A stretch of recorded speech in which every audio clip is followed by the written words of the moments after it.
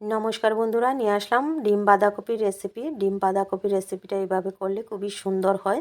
ডিম বাঁধাকপির রেসিপি করার জন্য কিছুটা বাঁধাকপির পাতা নিয়ে নিলাম আমি।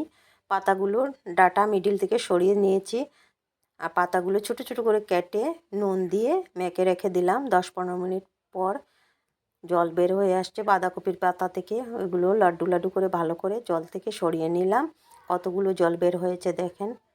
তারপর কড়াইতে তেল দিয়ে এই লাড্ডুগুলো বসিয়ে দিলাম। 2 মিনিটের মতন রেখে দিলাম। তারপর 4টা ডিম নিয়ে নিলাম, কুচানো পেঁয়াজ, ম্যাগি মশলা, নুন দিয়ে ভালো করে মিশিয়ে এই বাঁধাকপি পাতাগুলোর মধ্যে দিয়ে দিলাম।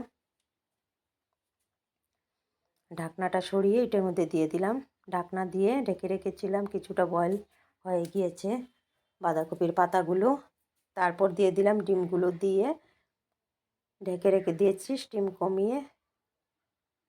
দোনো সাইড খুব সুন্দরভাবে হয়ে গিয়েছে। আর এখানে নিলাম আদা, রসুন, কাঁচা লঙ্কা, টমেটো, পেঁয়াজ নিয়ে পেস্ট করে নিলাম। আর কড়াইতে তেল দিয়ে এই পেস্টগুলো দিয়ে দিলাম।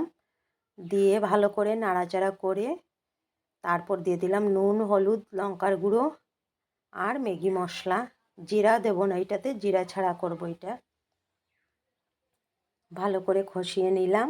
তারপর দিয়ে দিলাম গরম মশলা। গরম মশলাটা এখন দিয়ে দিলাম, নামানোর আগে আর দেবো না, তাই এখন দিয়ে নাড়াচাড়া করে দিয়ে দিলাম গরম জল। গরম জল দিয়ে ভালো করে নাড়াচাড়া করে ফুটানো আসতে দিতে হবে।